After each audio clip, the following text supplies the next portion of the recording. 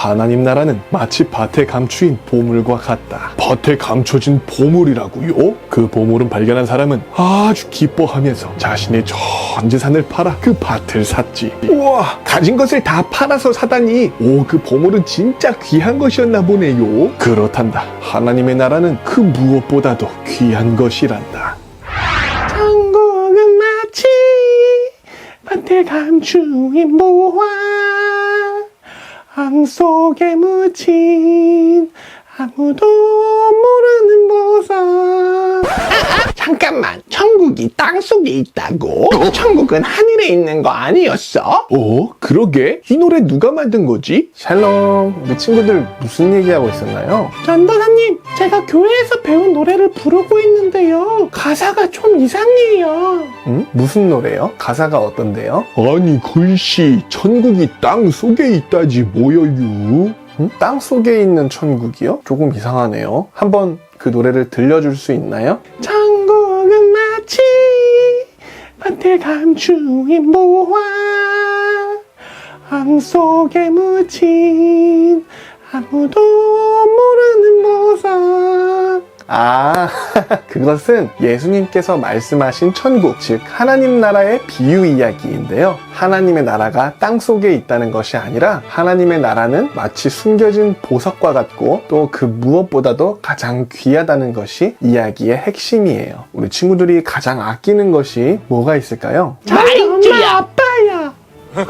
그럼 깡총이가 가지고 있는 모든 장난감이나 인형보다 엄마 아빠가 더 소중한가요? 당연하지요. 엄마 아빠가 없으면 다 소용없어요. 그렇군요. 그렇게 우리 깡총이가 엄마 아빠를 소중히 여기는 것처럼 우리가 이 세상에서 그 모든 것보다 가장 소중하게 여겨야 할 것이 바로 천국, 하나님 나라라는 것을 예수님께서 비유를 통해서 들려주신 거예요. 그럼 오늘은 예수님께서 가르쳐주신 밭에 감추인 보화 이야기를 우리 복덩이 친구들에게 들려줄게요. 잘 들어보세요. 옛날에 어떤 농부가 한 명 살고 있었어요. 자, 오늘도 열심히 밭을 갈러 가볼까? 농부는 자기 밭이 따로 없었기 때문에 다른 사람의 밭에서 일을 하며 살고 있었어요. 농부는 오늘도 어김없이 열심히 일을 하기 위해서 밭으로 나갔어요. 으쌰, 으쌰, 그때였어요. 열심히 밭을 갈다가 무언가가 쟁기에 걸리는 것이 느껴졌어요.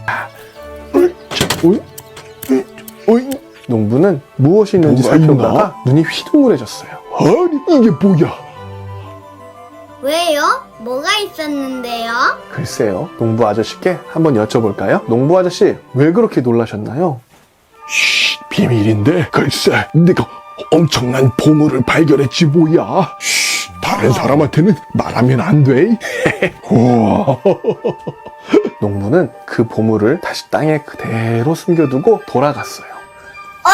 왜 보물을 그냥 들고 갔을까요? 농부 아저씨가 지금까지 자기가 열심히 모아둔 자신의 모든 재산을 다 팔아서 아까 보물을 발견했던 그 밭을 통째로 사러 간 거였어요. 자, 내가 가진 것을 몽땅 팔아서 그 밭을 사면 밭에 숨겨진 그 보물을 다 가질 수 있겠지?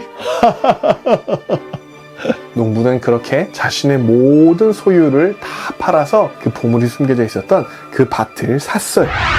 자, 또 다른 이야기를 들려줄게요. 이번에는 보석을 파는 보석 상인의 이야기예요. 저는 보석 상인이에요. 보석이 아주 아름답죠? 이 보석 상인은 보석을 사고 파는 일을 했기 때문에 값비싸고 아름다운 보석들을 가지고 있었어요. 하지만 이 보석 상인이 가지고 싶은 보물은 따로 있었어요. 아주 값비싸고 귀한 진주가 어디 없을까? 그래서 보석상은 세상에서 가장 귀한 진주를 찾아다녔어요. 그러다가 마침내 세상에서 가장 아름다운 진주를 발견했어요. 이건 정말 아름다운 진주로구나. 아니, 이 귀한 진주가 아직까지 안 팔리고 있었다니. 믿을 수가 없어. 하지만 그 보석 상인이 가지고 있던 돈으로는 그 진주를 살 수가 없었어요. 그래서 그 보석 상인은 그 진주를 바라보며 생각했어요. 이 진주는 정말 내가 평생 찾아다녔던 바로 그 진주야. 내가 지금까지 모은 이 보석들보다 훨씬 가치 있는 거야. 그래, 내가 가진 이 보석들을 모두 팔아서 이 진주를 사야겠어. 그래서 이 보석 상인은 귀하고 아름다운 그 진주 하나를 사기 위해서 자신이 가지고 있던 모든 보석들을 다 팔았답니다. 그래서 마침내 평생 소원이었던 그 진주를 갖게 되었어요. 이렇게 하나님의 나라는 마치 밭에 감추인 보물과 같고 또 세상에서 가장 귀한 진주와도 같단다. 그 가치를 알아본 사람들은 자신의 전 재산을 팔아서 그것을 샀지. 그 밭에 감추인 보물이 아주 귀한 것이었나 보네요.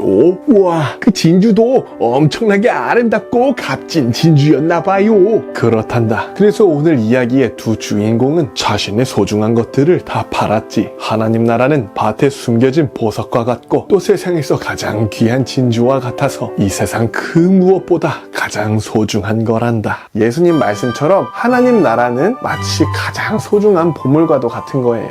두 사람 이야기가 비슷하네요. 두 사람 모두 가장 소중한 것을 발견했잖아요. 그렇죠. 그래서 농부가 보물을 발견하고서 어떻게 했죠?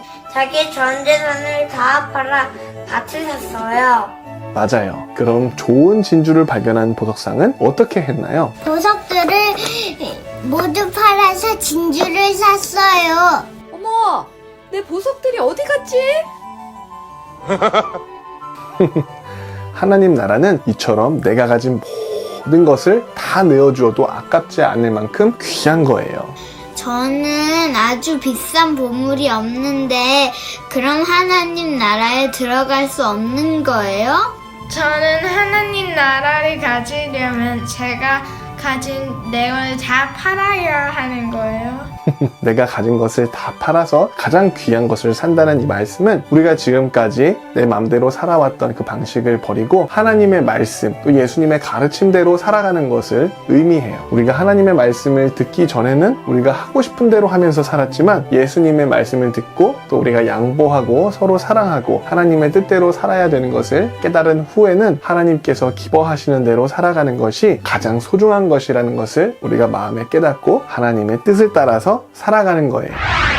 전도사님, 천국이 무엇인지 아직 잘 모르겠어요. 하나님 나라는 그러면 어디에 있는 건가요? 천국, 즉 하나님의 나라는 하나님께서 다스리는 나라를 말해요. 하나님께서 다스리는 나라에 살아가는 사람들은 하나님의 말씀대로 살아가지요. 그래서 우리가 우리 마음대로 죄를 지으며 살지 않고 하나님의 말씀대로 하나님께서 기뻐하시는 대로 살아간다면 우리 안에 이미 천국이 있는 거예요. 하나님의 말씀대로 살아가는 것이 천국에 사는 것과 같다는 말씀이신가요? 지도 천국을 가지고 싶구만요. 지는 아직 하나님의 말씀을 잘 모르지만 열심히 말씀을 들어서 앞으로 잘 실천할래요.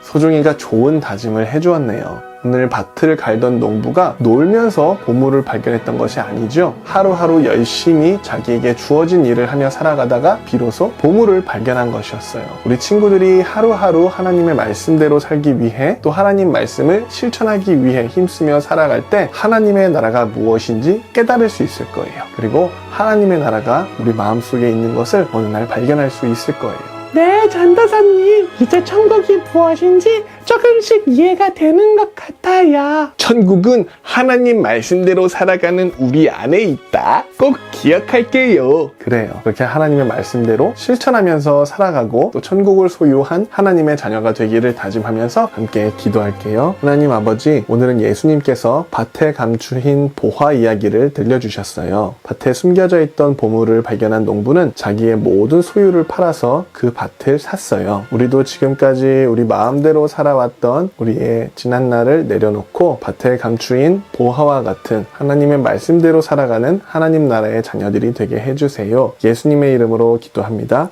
아멘. 자, 지난주 미션은 70번에 7번이라도 용서하라고 하신 예수님의 말씀을 따라서 가족이나 형제 또 친구들이 잘못했을 때 용서해 보기 또는 용서했던 경험을 나누어 보기였는데요. 이번 주에도 많은 친구들이 미션을 실천하고 또 소감을 보내주셨어요. 꾸준히 미션을 실천해 주시는 우리 멋진 친구들을 소개해 드릴게요. 먼저 좋은 교회에 다니는 하늘바다 우주가 보내준 영상을 한번 볼까요? 바다가 휘두른 레고창에 맞았는데 아팠지만 용서해줬어요. 제가 코알라 영화관을 만들 때 우주가 방해를 해도 제가 용서해줬어요. 제가 칠판에 그림 그리고 나서 제가 없을 때 언니가 칠판에 그림을 그려도 제가 용서해줬어요. 사랑해요. 또 대구 칠곡교회에 다니는 주아와 주안이도 미션을 실천했어요. 주안이가 장난감 뺏어도 용서해줄 거예요. 주아랑 주안이랑 예수님이 용서해 주라고 하신 말씀처럼 서로 많이 용서해 주세요. 네.